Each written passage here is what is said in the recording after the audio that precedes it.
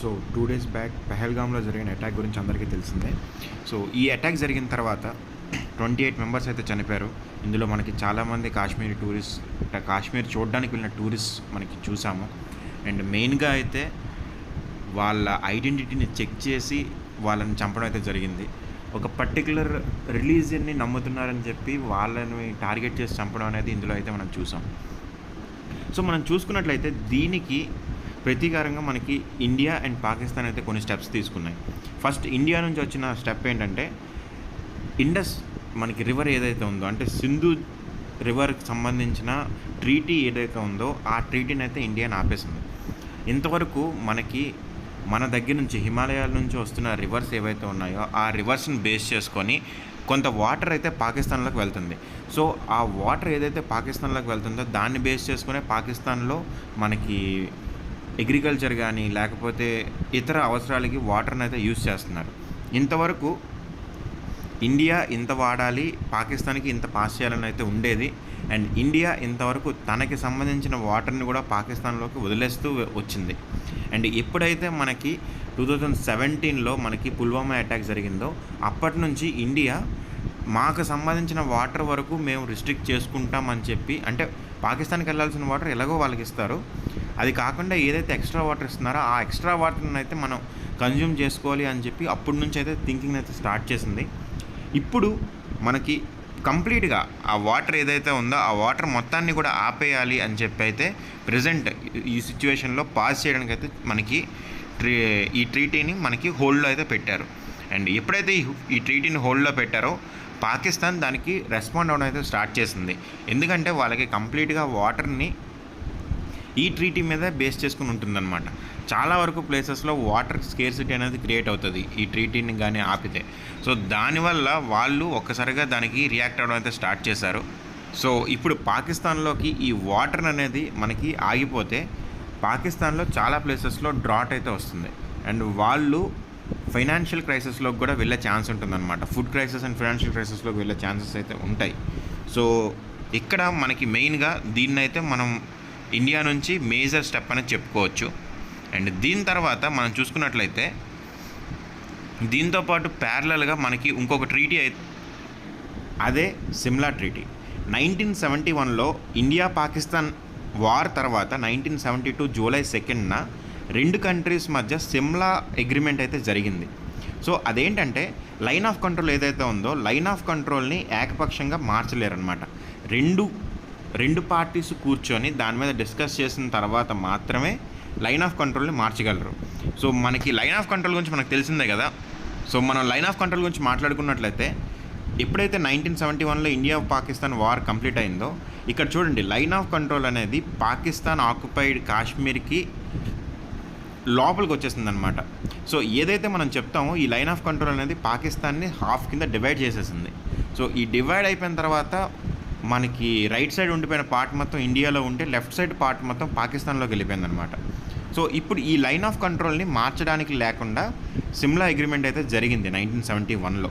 So అప్పటి ప్రధానమంత్రి ఇందిరాగాంధీ గారు అండ్ పాకిస్తాన్ అధ్యక్షుడు జుల్ఫికర్ అలీ భుట్టో వీళ్ళిద్దరూ కూడా దీని మీద ఈ ట్రీటీ మీద అయితే సైన్ చేశారు.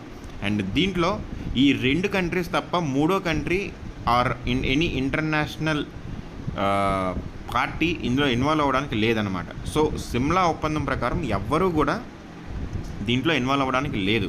అండ్ ఇది ఇండియాకు ఇన్ని రోజులు అయితే చాలా హెల్ప్ఫుల్గా అయితే ఉంది. అండ్ ఇప్పుడు ఈ ఒప్పందాన్ని మేము అగ్రీ చేయట్లేదని చెప్పి పాకిస్తాన్ అయితే తప్పుకుంటుంది. సో కాశ్మీర్తో సహా మిగిలినవి ఏవైతే ఉన్నాయో అన్నిటికీ కూడా ఇప్పుడు ఎవరైనా కూడా ఇన్వాల్వ్ అవ్వచ్చు. సో దీనివల్ల పాకిస్తాన్కి అడ్వాంటేజ్ ఏంటి అంటే చైనాని ఇన్వాల్వ్ చేయొచ్చు ఇందులో. సో యుఎస్ఏ ఇన్వాల్వ్ అవుతుంది అవ్వదు అది చెప్పలేం, బట్ చైనా అయితే మాత్రం ఖచ్చితంగా ఇందులో ఇన్వాల్వ్ అవుతుంది. సో చైనా ఇన్వాల్వ్ అయితే పాకిస్తాన్కి మంచి సపోర్ట్ వస్తుంది.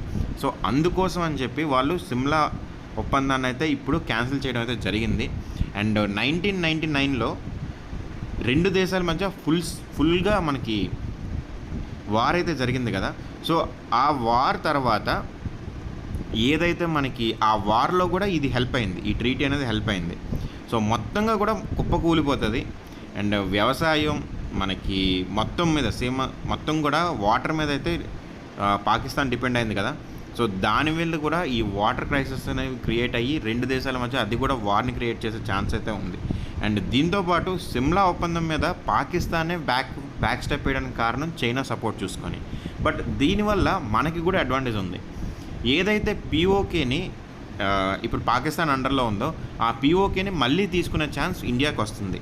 బట్ ఆ విధంగా ఇండియా వెళ్తాదా అనేది కూడా డౌటే.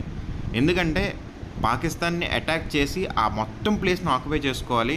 అండ్ దీనికి చాలా పెద్ద వార్ అయితే ఖచ్చితంగా జరుగుతుంది. అండ్ పాకిస్తాన్కి చైనా సపోర్ట్ ఖచ్చితంగా వస్తుంది. అండ్ మనకి ఎవరు సపోర్ట్ వస్తారనేది కూడా మనం చెప్పలేం. ఏ కంట్రీ సపోర్ట్ మనకు వస్తుంది, ఏ కంట్రీ సపోర్ట్ రాదు, ఎవరు మనకి మీడియంగా ఉంటారనేది మనం ఎవరని చెప్పలేం. పాకిస్తాన్కి అయితే మాత్రం పక్కాగా చైనా సపోర్ట్ అయితే వచ్చేస్తుంది. సో దీనివల్ల ఎవరికి అడ్వాంటేజ్ ఎవరికి డిసడ్వాంటేజ్ అనేది మనం ఇప్పుడైతే చెప్పలేం. బట్ ఇప్పుడు సిచ్యువేషన్స్ చూస్తున్నట్లే అయితే మాత్రం ఖచ్చితంగా ఇండియా పాకిస్తాన్ వార్ వచ్చేలాగైతే కనిపిస్తుంది. సో దీని గురించి మీరే అనుకుంటున్నారో కమెంట్ అయితే చేయండి. బట్ ఆ 28 మెంబర్స్ ఎవరైతే టూరిస్టుల మీద అటాక్ చేశారనేది మాత్రం అదైతే మాత్రం చాలా బాధాకరమైన విషయం.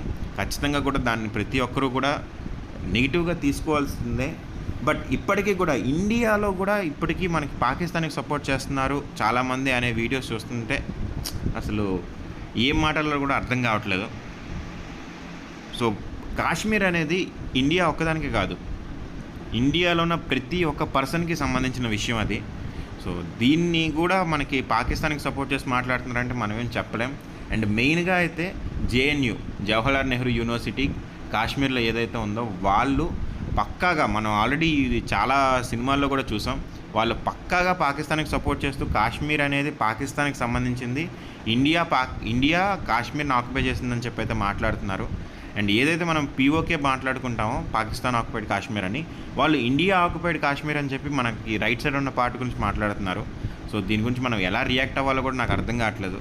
ఎందుకంటే క్లియర్గా హిస్టరీ ప్రకారం మనకి జమ్మూ కాశ్మీర్, అప్పట్లో జమ్మూ కాశ్మీర్ని పరిపాలిస్తున్న రాజు ఇండియాలో కలిపేస్తాను అని చెప్పి సైన్ చేసి దాని ట్రీటీని మనకిచ్చి వెళ్ళారు. సో అది అయిన తర్వాత ఒక 1 వీక్ తర్వాత చాలా గొడవలు అయితే జరిగాయి. దాని గురించి మనం వేరే వీడియో కావాలంటే వీడియో చేస్తాను. బట్ అయినా సరే పాకిస్తాన్ ఆక్యుపై చేసిన కాశ్మీర్ని వదిలేసి ఇండియాయే కాశ్మీర్ని ఆక్యుపై చేస్తుంది అంటున్నారు. సో దాని గురించి మనం ఏమనాలో కూడా అర్థం కావట్లేదు. వాళ్ళు ఇండియాలో ఉంటూ ఇండియానే బ్లేమ్ చేస్తున్నారు. సో దాని గురించి మీరేమనుకుంటున్నారో మీరైతే కమెంట్ చేయండి. Thank you friends.